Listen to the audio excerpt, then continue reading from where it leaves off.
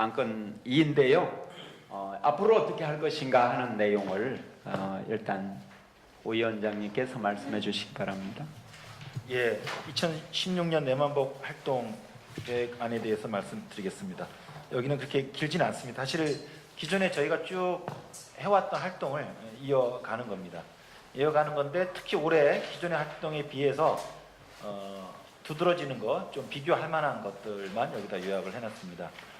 여기 자료는 없습니다만은 저희 그 정관에 공동운영위원장, 저희가 지금 대표가 없습니다. 대표 체제가 아니고 공동위원장이 저희가 내만복을 대표하는데 저희가 2년이 임기고 한 번 연임이 가능합니다. 그래서 지금 최임장을 더하고 지금 계속 연임해서 장기 집권을 하고 있는데 4년밖에 할 수 없습니다. 저희 조직은 4년 장기 집권 이후에서 이번 내년 초입니다만 사실상 이제 올해가 마지막이에요. 그래서 저희 최 위원장님도 그렇고 저도 그렇고 이제 내년부터는 새로운 이제 운영위원장 체제로 넘어가기 때문에 여러 2017년 대선을 앞두어서 내만복의 활동을 활성화시키는 것도 한 축이고 또 하나는 어떻게 하든 이제 내만복의 활동의 기반을 조금 더 안정적으로 구축하는 것 여기에 또 큰 관심을 두고 있습니다. 그런 기조에서 이제 2016년 내만복 활동의 목표를 크게 4가지 정도 했습니다. 첫 번째는 기존의 활동을 이어가는 겁니다. 저희가 각각의 복지 의제에 대해서 적극적으로 입장을 가지고 의견을 개진해 왔고요. 앞으로도 그러할 거라고 봐지고 다행히 이제 여소야대 국회가 형성되고 2017년 대선이 있다 보니까 지난 3년 박근혜 체제에서는 사실 굉장히 수세적 하지 마라 였기 때문에 사실 운동하는 입장에서 재미가 좀 없지요. 막는 거였고 그러니까 많이 후퇴되는 걸 덜 후퇴하는 정도로 막는 거다 이다 보니까 이 활동의 성과가 이렇게 확인되거나 혹은 또 이렇게 새롭게 힘으로 북돋아지는 그런 피드백이 적을 수밖에 없었던 것 같아요. 무엇인가 꽃을 피워야 저희도 이제 뽕을 맞는 건데 그런 면에서 이제는 좀 국면이 열리니까 좀 더 적극적으로 활력 있는 이런 의제 개입, 의견 개진 활동이 이루어질 것으로 기대합니다. 두 번째는 이제 보편복지가 좋다 이런 담론 방식의 논란 그리고 그거를 통한 에너지 창출은 2012년으로는 족할 것 같아요. 이제 담론으로서 이기는 시대는 지났고 또 이미 지난 3, 4년 동안 무상급식이든 보육이든 기초연금이든 구체적으로 일부 보편복지들이 구현되면서 그를 둘러싼 여러 논란들, 한계들도 드러나고 있다고 봅니다. 따라 2017년에 이제 복지 의제가 다시 정치적 공간에 등장할 수 있으려면 훨씬 더 체계적이고 장기 시야에서 그리고 안으로는 꽉 찬 콘텐츠를 가지고 있어야 된다고 보고요. 그래서 긴 호흡에 강한 비전을 시민들한테 유권자들한테 줄 때만이 역시 긴 지지를 저는 얻을 수 있다고 봅니다. 그게 뭐 여러 가지 활동이 복합적으로 이루어져야 되겠지만 그 중에 하나로서 저희는 이제 대한민국 복지국가의 비전, 노선이라고 생각이 들어서요. 어차피 2017년 대선 때 정당들이 그런 일도 하겠습니다만은 저희들도 또 연대단체들하고 협의해서 저희들이 모든 지금 의제들이 대부분 저희가 참여하고 있는 연대 네트워크들하고 논의를 거쳐서 이루어지고 있습니다. 그래서 좀 집단적으로 우리가 바라는 그리고 우리가 만들고자 하는 우리의 복지국가 상과 비전을 올 하반기 정도는 좀 힘있게 발표할 수 있고 또 그거에 기초해서 내년도 대선 개입 운동을 할 수 있도록 준비를 하겠습니다. 세 번째는 조직 확대입니다. 저희가 지금 실제로 이제 후원 회원까지 합해서는 한 170여 명이 되고 그래서 CMS 회비도 있지만 또 이제 또 후원 회원 회비 특별 후원비들이 들어가는데 사실은 이런 게 이제 CMS 회비만으로 이제 충당이 안 되니까 이게 사실 이제 들어오는 거죠. 정부를 의하면 국채 발행 비슷한 거라고 봐집니다. 그래서 이런 그 사실상 이런 사적 개인이 내는 후원 없이 CMS만으로 재정 자립을 할 수 있도록 하는 게 바람직하다고 보고요. 그런 면에서 이후 올 하반기까지는 좀 더 적극적으로 회원 모집 이런 것들도 해보려고 합니다. 그리고 무조건 뭐 이렇게 회원을 가입해 달라는 게 아니고 실제로 회원으로 가입했을 때 참여할 수 있는 여러 프로그램들이 저는 제공될 수 있어야 된다고 봐요. 그런 면에서 정책적 문제의식을 가지신 분들은 이 정책위원회로 그 다음에 기존에 해왔던 내만복 포럼을 좀 더 활성화시키고요. 그 다음에 복지국가에 대해서 여러 문제의식과 그리고 학습 열정을 가지신 분들을 중심으로 해서는 이런 복지국가 학교를 종합반하고 단과반을 각각 하려고 그래요. 그래서 비전은 종합반이 되고 연금이든 세금이든 의료든 이런 것들은 뭐 3, 4회 정도의 단과반이 운영될 겁니다. 그리고 잘 되면 이게 이제 동창회도 운영해서 대한민국의 사관학교가 될 수 있도록 해보겠습니다. 그리고 네 번째는 아까 말씀드린 이제 그 운영체제 안정화입니다. 결국은 이제 재정확충이 관건이에요. 그래서 사실 우리 사무국장님이 사실상의 상근 플러스 이제 저녁에 오버까지 하고 계심에도 불구하고 저희가 반상근으로 한 이유는 최저임금에 걸리지 않으려고. 그러니까 지금 최저임금을 못 드리고 있기 때문에 이제 주 40시간 하면서 최저임금 못 주면 안 되잖아요. 그래서 할 수 없이 지금 최저임금이 안 걸리려고 지금 반상근으로 해놓은 거예요. 근데 실제로 상근 1등을 하고 계시죠. 일단 그래서 이런 편법을 우리 빨리 이제 넘어서자. 그래서 가능한 하반기 한 올 안에까지는 상근 체제로 일단은 최소한 한 명이라도 구축하고 내년에는 좀 더 역할을 담당하신 분들이 또 상근을 할 수 있도록 좀 조직을 확대하려고 합니다. 그리고 2016년 예상되는 핵심 의제는 정세에 따라 바뀔 가능성이 있습니다만 일단은 저희가 쭉 해왔던 활동이 줬다 뺏는 기초연금입니다.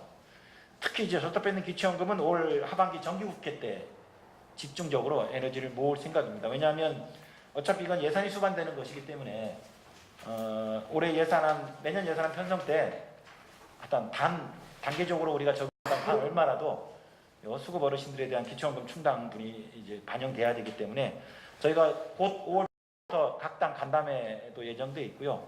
그리고 야당들이 또 협력할 자세를 가지고 있어서 좀 더 활성화될 수 있을 거라고 봐집니다. 그리고 어린이 병원비 국가보장 요거는 저희가 했는데 이제 저희가 5월, 6월부터는 직접 내년 대선까지 한 1년 이상의 긴 호흡으로 대국민 거리 서명전을 시작할 겁니다. 그래서 저희가 시작해 보니까 이 어린이 병원비에 대한 이 호소력이 굉장히 강하다는 걸 확인했어요. 그래서 많은 분들이 왜 어린이 병원부터냐라고 우선순위에 대해서 논란을 제기할 수 있지만 그래도 일단 어린이 병원비 문제는 우리가 해결하자. 모금에 의지하지 말자. 이런 것에 대한 공감들을 많이 확인해서 이거 대중적인 의제로 확장할 수 있다고 기대하고 있습니다.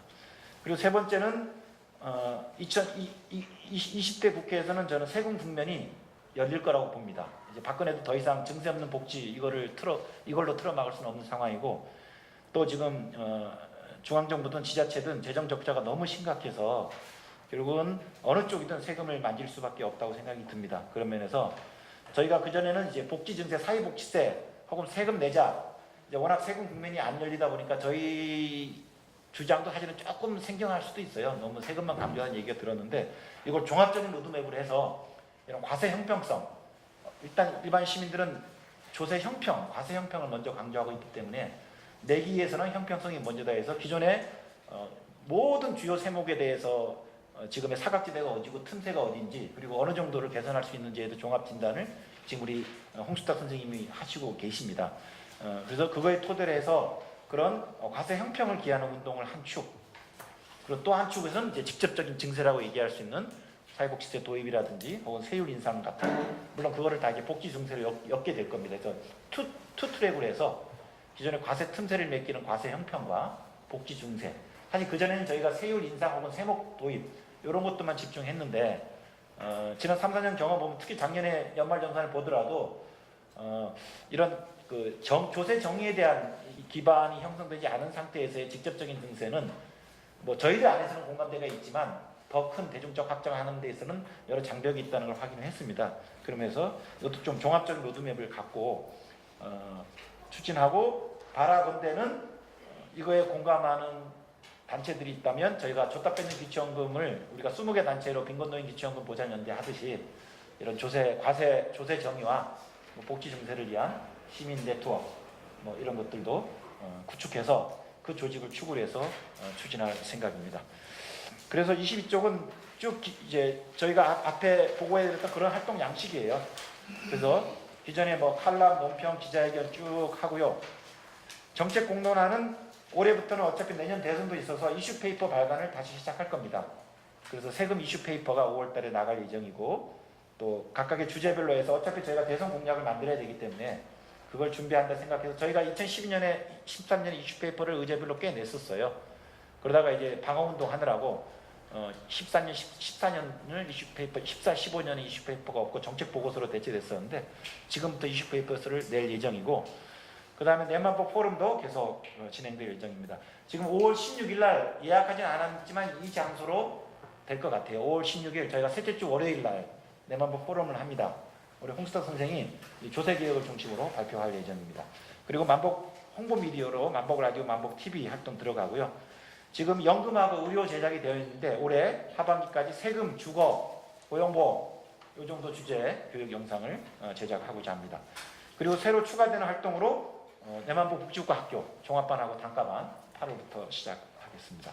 연대 활동 기존대로 쭉 유지하고요. 조세 관련된 네트워크가 구축되면 또 조세 연대 운동도 새로 추가해서 진행하겠습니다. 그리고 복지국가 촛불 거리 서명 활동 진행되고, 아마 올해는 거리 서명은 어린이 병원비를 중심으로 해서 거리 서명이 진행되지 않을까 예상됩니다. 그리고 지금까지 우리 내부 조직 모임이라는 운영위원회 모임이 다였는데 앞으로는 이런 회원 모임, 그리고 정책위원회 모임, 또 이건 지금 이제 현황 파악을 해야 되는데 일부 확인만 된다면 이렇게 뭐 독서 소모임 이런 것들도 진행해 볼 생각입니다. 이상입니다.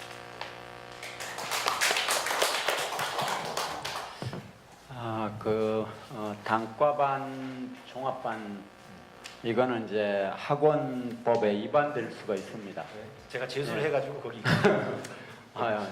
예전에 어머니들 공부방을 운영했는데 그게 학원법에 위반된다고 개고장 붙이러 한글 공부하는데 이렇게 온 적도 있는데요. 하여간 이제 그런 시대가 지금은 좀 바뀌긴 했습니다만, 아무튼 단과반, 종합반 이런 거 만들 때 지혜를 좀 많이 주시면 좋을 것 같습니다. 지금 안을 이렇게 말씀을 하셨는데요. 또 이런 안은 좀 들어가면 좋겠다, 또 이건 빼면 좋겠다, 이런 말씀을 지금 좀 해주시기 바랍니다. 예, 말씀해 주십시오, 최 선생님. 예. 반갑습니다. 그 내만복 회원이고 민병두 의원실의 그 정책보좌관으로 있는데요. 오랜만에 뵙습니다. 그리고 얘기 드리는 거는 성함도 좀 말씀. 최병천이라고 합니다. 왜 순대 중에 병천 순대라고 있는데요. 최병천이라고 합니다. 그 이제 뭐 워낙 어려운 여건에서 훌륭한 활동을 많이 하고 있기 때문에 이제 어떤 좀 의견을 교류하고 이제 좀 플러스 됐으면 하는 차원에서 이제 뭐 정식 안건이라기보다 이제 어떤 약간 논의용 정도로 염두에 두시고 들으면 될 것 같습니다. 말씀하신 대로 여소야대가 됐기 때문에, 그리고 이제 3당 체제가 돼가지고 훨씬 더 이제 지금 서로가 단독으로는 다수파를 절대 할 수 없기 때문에 정책 이슈의 중요성이 훨씬 커졌다고 생각합니다. 저는 이제 국회에 계속 있는 사람인데요. 그래서 그런 거에 큰 틀에서 동감하면서 하나는 이제 아젠다 의제 전략 관련된 의견을 좀 드릴 게 있고, 또 하나는 이제 활동 이제 조직의 어떤 강화 관련돼서 크게 주축으로 드릴 게 있는데, 이번에 야삼당의 그 되게 큰 굵직한 공약 중에 하나가 건강보험료 부가체계 개편 이슈와 보장성 강화 이슈가 있습니다. 그거는 이제 김종명 선생님이라든가 오건호 공동위원장님이 열심히 활동하셨는데, 그리고 이제 그 국민건강보험공단 이사장이었던 김종대 씨가 이제 민주당 영입이 됐는데, 제가 보기엔 그게 그 건보 하나료 이슈, 지금 이제 건강보험 하나료 이슈가 그동안 이제 10,000원 더 내자 이런 거였다라면 이게 별도의 이슈거든요. 부가체계 개편 이슈와 하나료 이슈는 별개 이슈인데, 지금 이번에 더불어민주당 공약은 두 가지를 짬뽕해서 나갔습니다. 실제로는 합쳐져 있는 거거든요. 그래서 부가체계 개편 더하기 보장성을 80%까지 가겠다라고 하고, 소득 중심 부가체계 중에서도 가장 급진적인 안을 지금 일단 공약으로 냈습니다. 실제로는 이제 약간 수위 조절이 필요한데 제가 보기에는. 그래서 그 국면을 좀 이렇게 그리고 실제로 보건복지부가 지금 안을 검토하고 있습니다. 총선 결과 보고 보건복지부가 원래는 이제 묻어버리려고 했는데 검토에 들어갔기 때문에 가만히 있으면 보건복지 안 중심으로 논의가 될 수밖에 없습니다. 그래서 더불어민주당이 됐건 내가 만드는 복지국가가 됐건 그 보건복지부 안에 영향을 미치는 그런 이제 작업이 좀 들어갈 필요가 있다고 개인적으로 생각합니다. 그리고 제가 최근에 사회보험 노조 쪽 분들을 만나서 얘기를 했었는데 그쪽도 적극적으로 나설 용의가 있습니다. 그래서 한틀로는 저는 이제 건강보험 하나로와 건보료 부가체계 개편을 지금 내가 만드는 복지국가가 따로따로 했는데 두 가지를 합체해가지고 어떤 이제 뭐랄까 그 각성용 그 이슈라기보다는 지금은 10,000원 더 내자라는 이슈보다는 베네핏 중심으로 어떻게 국민들에게 복지 혜택이 돌아갈 수 있는지, 그리고 이제 실제로 그 그것을 어떻게 제도로 강제해낼 수 있는지 해서 이 이슈에 공감하는 단체들 중심으로 약간 청년 유니언, 뭐 복지국가 소사이어티, 건강보험 지금 이제 사회보험 노조가 건강보험 노조로 이름이 최근에 바뀌었더라고요. 뭐 보건의료 노조 등등을 해서 좀 싸움을 크게 한번 붙어볼 필요가 있겠다. 그리고 이제 실제로 그런 생각이 들고 그리고 두 번째는 그 조세정의 복지 증세 관련돼서 좀 약간 뭐 논의의 여지가 있긴 한데 법인세 인상 이슈가 커질 수밖에 없다 생각을 합니다. 제 생각에는. 그러니까 우리가 그 이제 이 대기업, 그러니까 지금 여러 가지 양극화를 여러 가지 현상으로 접근할 수 있지만 기업과 가계 양극화가 실제로 있거든요. 근데 그거는 뭐 여러 가지 뭐 사내유보금이라든가 복잡하게 얘기하지만 다 논리적으로 허점이 많이 있고 전공법은 법인세 인상이거든요. 그래서 법인세 인상이 그리고 그 여론조사를 보면은 상당히 국민적 공감대가 상대적으로 높게 나옵니다. 그래서 법인세 인상 문제를 좀 제기할 필요가 있겠다 이런 생각이 좀 많이 들고요.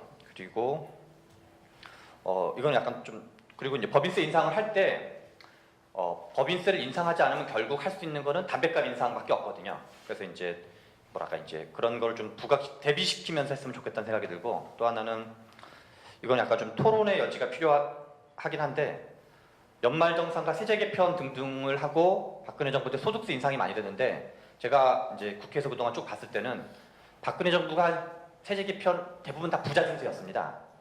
그리고 저는 제 감으로는 참여정부 때 증세보다 박근혜 정부 때 증세가 훨씬 많은 것 같습니다. 그래서 저는 그거를 드러낼 필요가 있는 거 아닌가. 그러니까 우리가 이제 일종의 뭐랄까 김종인 씨가 박근혜 정부에 참여했던 걸 문제의식을 선의로 이해하면 보수 정부에서 개혁을 하는 게 되게 안정적으로 이루어질 가능성이 많거든요. 그 옛날에 김영삼 대통령이 했던 개혁도 그렇고 그래서 각각 일장일단 있는데 박근혜 정부가 증세 없는 복지 그러니까 아니 그 복지 없는 증세 뭐 이런 걸 하는 게 아니라 박근혜 정부야말로 역대 최대 증세 정부였다고 저는 생각을 하거든요. 아마 김대중 정부나 노무현 정부보다 그러니까 이명박 정부는 명백하게 감세 정부였지만 박근혜 정부는 이 경제민주화의 바람 속에서 등장했던 보수 정부였기 때문에 시대적 조를 어긋나기 어려웠었거든요. 그래서 아예 심지어 박근혜 정부도 증세 정부였다 하면서 다만 이제 그걸 공식 정치적인 언어로 공식적으로 자기네가 인정하기 싫었던 건데 그래서 저는 그 전략을 한번 좀 검토해볼 필요가 있다. 그러려면 국회의원실이랑 연동해가지고 예산정책체 세수 추계를 실제로 요청을 해가지고 어림잡아서라도 해가지고 저는 실질적으로 역대 최대의 증세 정부로 규정하고 그러나 이걸로는 부족하고 이 어떤 서민 증세 담배값을 비롯해서 했으니까 대기업한테도 이제 넘기자. 그리고 이제 소득세도 좀 더 걷고 그리고 그러면서 이제 중산층 증세도 한 상위 20-30%층도 좀 더 내자. 이런 식으로 나가야지 오히려 호소력이 있지 않을까. 지금 이제 그 소득세 증세가 되고 법인세 줄은 거를 다 무슨 이 노동자들이 무슨 더 낸 걸로 제가 보기엔 오해하고 있는 사람들이 진보적으로 너무나 많아가지고 그리고 이제 아무튼 아젠다는 그런 정도를 좀 얘기 드리고 싶고 그리고 이제 뭐 내가 더 내자보다는 혜택이 어떻게 간다라는 걸로 좀 염두에 둬서 연동시킬 필요가 있고 그다음에 회원 확대와 관련돼 가지고는 저는 이제 그 국회에서 근처에서 있던 것 중에 보좌진 학교류가 되게 많습니다. 거기가 수요가 되게 많더라고요. 그 되게 다채롭게 있고 대학생들도 많이 있고 그다음에 한 20-30대도 되게 많아요. 그래서 복지국가 의자가 떴기 때문에 복지국가 의자는 떴는데 복지국가 내용이 뭔지 아는 사람이 뭐 저기 의원 중에서도 별로 없고 보좌진 중에도 많지 않거든요. 관심은 괜히 많이 있어요.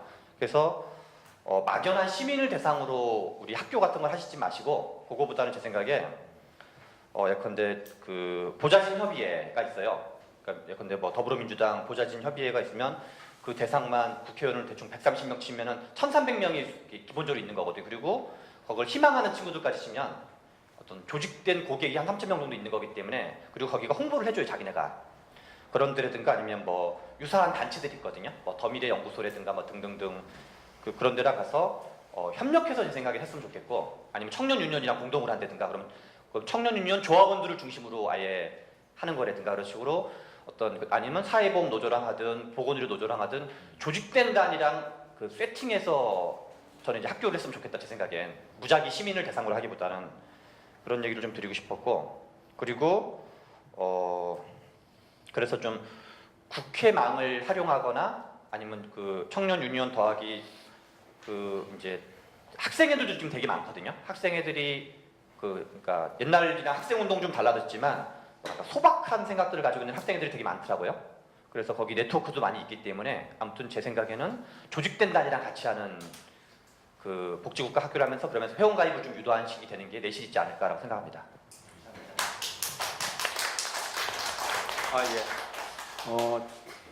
중요한 여러 가지 논점을 말씀을 해주셔서 앞으로 운영하는데 많은 힘과 도움이 될 것 같습니다. 우선 말씀하신 게 네 가지 정도인데요. 이제 부가책의 개편 문제, 그다음에 보장성 강화. 이것을 따로 떼서 하는 것보다 좀 결합해서 지금 하는 분위기고 그렇게 하는 게 좋지 않겠나 이런 말씀이 있으셨고요. 법인세 인상 이런 부분에 대해서 고민을 적극적으로 할 필요가 있고, 증세 관련해서도 이게 이제 이미 박근혜 정부에서 서민 증세 많이 했는데 이제 연관해서 그것도 또 했고, 근데 이제 이런 시기에 이제 법인세 이 부분을 중점적으로 좀 의제화하면 좋지 않을까 이런 말씀으로 좀 이해를 합니다. 그 다음에 보좌진 등등 이 조직화된 사람들과 함께 연대하든지 또는 협력해서 이 복지국가 학교 또 하면 좋지 않을까 이런 말씀이 있으셨고요. 네, 다 말씀드렸습니까? 예. 이렇게 말씀드렸는데 혹시 홍순탁 정책위원님께서 이와 관련해서 어떤 코멘트 좀... 네, 정책위원으로 일하고 있는 홍순탁이라고 합니다. 법인세와 관련돼서는 뭐 재계에서 주장하는 논리를 넘어서는 게 제일 중요할 것 같고요. 그 출발점은 그 법인세 부담률이 OECD 평균보다 높다라는 것을 넘어서는 게 제일 중요할 것 같습니다. 그 단순히 숫자로만 비교하면 뭐 OECD 평균이 법인세 부담률이 그러니까 GDP랑 비교하면 2.9. 그런데 우리나라는 뭐 이제 연도마다 차이가 있긴 하지만 3.4, 최근에 3.2 정도 돼서 어쨌든 OECD 평균보다 높거든요. 그래서 그 단순한 수치 가지고 재계에서는 법인세는 이미 많이 내고 있다, 증세는 안 된다는 논리를 펴고 있는데, 그 논리의 가장 큰 약점은 기업소득 비중이 고려되지 않았다는 거에 있는 것 같고요. OECD 평균은 기업소득이 많지 않습니다. 그러니까 숫자로 보면 한 18% 되고요. 반면에 우리나라는 기업소득이 한 25% 됩니다. 그러니까 6에서 7% 차이가 나고, 그 기업소득 비중이 높은 것을 반영해서 법인세를 계산해 보면 한 10조 정도 덜 내고 있거든요. 그래서 뭐 그거는 제가 뭐 그 칼럼 형식으로 기고한 적도 있고 앞으로 만들어질 이슈페어에도 계속 다룰 예정이긴 한데, 그 법인세 부담률을 다룰 때 단순히 숫자만 봐서는 안 되고 기업소득 비중을 봐야 된다는 것들을 좀 공유할 필요가 있는 것 같고요. 두 번째, 그 소득세 관련돼서는 말씀하신 대로 특히 고소득 자영업자 관련돼서 증세가, 그러니까 사실상 뭐 어떤 제도로서 보완된 것들도 많고, 실질적으로 소득 탈루를 막기 위한 제도들이 많이 보완돼서 소득세가 실질적으로 많이 올랐고, 소득 파악률로 볼 수 있는 지표들이 많이 개선된 게 사실입니다. 그래서 그 부분은 저도 홍보가 될 필요가 있다고 생각이 들고, 그게 왜냐하면 막연히 그 사람들이 내 세금을 안 내고 있으니까 나도 세금 못 내겠다라는 이 정서, 어떤 조세에 대한 거부감 정서가 생기는 게 아니라 이미 자영업자들도 낼 만큼 내고 있으니까 우리도 내자라는 분위기를 만들어가기 위해서는 그 박근혜 정부가 만들어놓는 어떤 고소득 자영업자들에 대한 실적인 증세에 대해서는 좀 더 공론화가 되고 좀 정보를 공유할 필요가 있을 것 같습니다. 네, 이상입니다. 예, 말씀 감사합니다. 김종명 팀장님, 네. 예. 예, 소개를 간단하게 해주시고요. 예, 제가 만드는 복지국가 의료팀장 맡고 있습니다. 김정명입니다. 반갑습니다. 오랜만에 뵙네요. 지병천 부장님이 아주 좋은 지적을 해주신 것 같습니다. 예상치 않게 이제 요소화되면서 새롭게 이제 부가체계 문제나 이런 게 이제 3당이 이제 비슷하게 공약을 제안을 했었던 방안이고요. 사실 뭐 말씀하신 것처럼 저도 더민주당 공약 보고 사실 조금 놀라긴 했는데 굉장히 세게 주장을 하고 있는 측면들이 있고, 여의도 가장 많습니다. 한편으로는 너무 세게 주장한 거 아닌가라는 싶을 정도. 사실 건강보험 부가책임 문제는 다른 이제 증세 문제에 비해서는 대체적으로 인식이 별로 큰 건 아닌 것 같다는 사람들이 많이 가지고 있는데 실제로는 그렇지 않습니다. 굉장히 센 증세 문제하고 사실 연동이 되어 있습니다. 건강보험료는 노동자들 같은 경우는 세전소득의 어찌됐든 6%로 되어 있는 거잖아요. 세금은 세후로 이것저것 공제하고 내는 거지만 이 건강보험료는 사실 그렇지는 않습니다. 이게 부가책의 핵심 문제는 이게 지역가입자들 같은 경우는 소득이 없는데도 불구하고 건강보험료를 사실 많이 내고 있다라는 거고, 근데 이제 부자들 같은 경우에는 일부 이제 고소득을, 그러니까 근로 외 소득을 가지고 있는 사람들 같은 경우에는 건강보험료가 여기에 거의 부과되고 있지 않다라는 것이 핵심적인 거고, 거기 부과된다라고 하면 이제 6%가 사실은 부과되는 거기 때문에 실제 덩치가 굉장히 큰 문제입니다. 그래서 이걸 어떻게 설계를 하냐에 따라서 건강보험 재원이 지금 건강보험료율을 유지하더라도 훨씬 더 많은 재원이 확보될 수도 있습니다. 그런 문제들이 있기 때문에 사실 연동을 한다는 게 맞죠. 우리가 이제 건강보험 그동안 건강보험 하나로 운동을 했지만 가장 큰 장벽은 사실 건강보험료의 형평성 문제가 사실 제일 큰 장벽이었던 거죠. 이 장벽만 없다라고 하면 사실 어렵지는 않습니다. 어느 누구나 국민들이 다 동의하고 있는 부분들인데, 다른 이제 다른 증세 문제처럼 조세 형평성 문제가 어느 정도 갖춰져야지 이게 좀 가능하듯이 이 건강보험 역시도 마찬가지이고요. 그래서 저희도 이거를 저도 이제 고민을 좀 하면서 여소야대 국면에서 어떻게 이거를 실제 이 유리한 국면에서 이거를 실제 좀 정책들을 실현시켜 내길 수 있게끔 좀 할 수 있느냐라는 좀 고민은 좀 하고 있는데, 굉장히 좋은 제안 해 주신 것 같고요. 차후에 그런 부분들은 조금 더 심층적으로 같이 좀 논의를 좀 했으면 좋겠습니다. 제가 국회 한번 찾아가겠습니다. 네, 이상입니다. 국가학교 좀 예, 알겠습니다. 한 말씀 좀. 아니 아까 그 제안해 주신 거 굉장히 그 적절한 의견이라고 생각이 들어서요. 더 추가 얘기하고 또 저희가 정책위원회가 6월부터 가동되면 또 그 자리에서도 좀 더 심한 논의를 하겠습니다. 고맙습니다. 예. 다른 분도 꼭 말씀하실 분이 있으면 네, 말씀하십시오. 내만복 후원회원 박근정입니다. 이렇게 만나 뵙게 돼서 너무 오래간만에 반갑고요. 전 다른 게 아니라 내가 만드는 복지국가가 뭘 하는 조직인지 잘 몰랐다가 오늘 좀 많이 알게 됐고요. 그럼에도 불구하고 복지국가에 대해서 너무 어렵게 국민들한테 좀 다가간 게 아닌가 하는 좀 아쉬움이 있어요, 솔직히. 왜냐하면 정책이나 제도라는 부분이 일단 딱딱하고 일반적인 사람들은 아까 여기 베네핏 말씀하셨는데 생각 없이 받는 거를 원하는 거지 그 내용을 알고 싶은 사람 별로 없거든요. 그게 제가 밑바닥에서 보는 일반 시민들의 생각인 것 같아요. 예? 그러니까 조금 더 이렇게 시민들이나 일반 국민들한테 복지국가란 게 뭔지에 대해서 좀 쉽게 다가갈 수 있는 무슨 방법론을 좀 채택을 했으면 좋겠어요. 그러니까 뭐 정책위원회는 정책위원대로 하시고 이게 뭐 저변이 확대가 돼야 될 거 아니에요. 그러니까 회원수를 늘리는 것도 중요하지만 사실은 복지국가 예를 들어 스웨덴에 대해서 청년들한테 물어보면 아는 게 진짜 별로 없어요. 우리는 많이 안다고 생각하죠. 별로 없어요. 그냥 복지국가 하나만 알아요. 복지국가가 어떻게 만들어진지에 대해서 밑바닥을 알아야 될 거 아니에요. 거기에 대한 얘기들을 많이 해줘야 되는 역할이 있는 것 같아요. 그 부분이 좀 미흡하지 않았나 그런 생각을 해봅니다, 이번에. 그래서 복지학교 그것도 좋은 아이디어라고 생각해요. 그래서 스토리텔링이 더 많았으면 좋겠어요. 제 개인적인 생각은. 네, 이상입니다. 네. 그러면 지금 앞으로의 그 활동 1년 동안 그다음에 이제 예산안 검토까지 있는데요. 이제 예산안 검토는 좀 간략하게 어떤 특성만 말씀을 좀 해주시면 감사하겠습니다. 계획이니까요.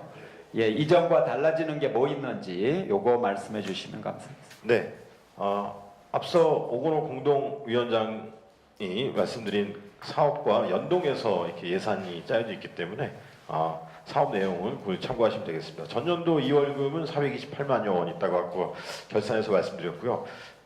전년도에 2,300만 원 정도 수준이었는데 회원들이 더 늘어나서 올해 3천만 원 정도로 예상하고 있습니다. 그리고 이 민간 공모 사업은 아름다운 재단 변화의 시나리오라는 것이 있는데요. 최창호 공동위원장님이 아까 이제 홍보가 좀 부족한 것 같다. 홍보비. 그래서 그거를 이렇게 민간지원금 공모 사업을 신청 중에 있습니다. 그래서 5월 10일 발표인데 그게 선정이 될 걸로 예상하고 일단 예산안에 넣습니다만 이제 선정이 안 되면 이게 자동적으로 날아가는 걸로 이렇게 이해하시면 되겠습니다. 4주년 행사는 이제 올해가 벌써 지금이 이제 4월 달이기 때문에 총회는 좀 일찍 했었어야 되는데 4주년 행사를 이미 가졌습니다. 그래서 후원금이 193만 원이 이미 들어온 거죠. 그리고 기타 이제 또 지난해와 같이 또 이렇게 십시일반 이렇게 또 목돈을 내주시는 분들이 있을 걸로 기대하고 350만 원 정도 책정했습니다. 그렇게 해서 4,500만 원 예산안을 짰고요. 오른쪽에 이제 지출 내역을 보시면 활동비는 전년도와 동일한데 오늘 예산안 승인해 주시면 지난 총회 준비위원회에서 사회보험료 정도는 있어야 되는 거 아니냐 이렇게 해서 월 15만 원씩 남은 8달 이렇게 해서 120만 원 했고요. 운영위원회뿐만 아니라 이제 오늘 총회 회의비 같은 것들이 다 이제 회의비로 잡히겠죠. 그래서 140만 원 짰고요. 그다음에 정책위원회가 올해 처음 이제 가동이 되는데 정책위원회 활성화를 위해서 60만 원 배정했습니다. 그리고 사무소 운영비는 이제 올해 한 5만 원 정도 더 인상하면 한 240만 원 정도 될 것 같고요. 4주년 행사비 이것도 이제 이미 집행이 된 거죠. 209만 5,030원 예산안입니다만 이미 집행이 됐습니다. 지난달에 복지국가 학교로 180만 원, 내만복 포럼에 이제 발제비 등 외부 발제자들 모시면 이런 게 있기 때문에 50만 원씩 격월로 해서 300만 원. 운영위원회 수련회 2차례를 준비하고 있고요. 100만 원. 그다음에 차량 운영비, 그다음에 이제 만복 TV와 교육방송에 150만 원, 만복 라디오에 100만 원. 그다음에 내만복 칼럼 쓰시는 저자분들 상품권 120만 원. 송년회를 100만 원 정도로 좀 준비해 볼 계획입니다. 그리고 이제 기자회견 토론회 현수막 맞추고 이렇게 하면 이런 것들이 매달 한 월 10만 원 정도 해서 120만 원. 어린이 병원비 연대 100만 원이 이미 집행이 됐고요. 그걸 포함해서 연대 사업비로 220만 원. 그다음에 이제 고정적으로 뉴스레터 발송 프로그램이나 문자 발송 프로그램 그리고 온라인 어플리케이션들을 유지하는 것들로 120만 원. 홍보비 아까 아름다운 재단 공모 사업이 선정이 되면 550만 원을 홍보 책자를 만드는 데 사용하도록 하겠습니다. 그리고 지급 수수료 72만 원, 기타 소모품 우편요금 예비비 해서 지출도 4,500만 원으로 예산안을 만들었습니다.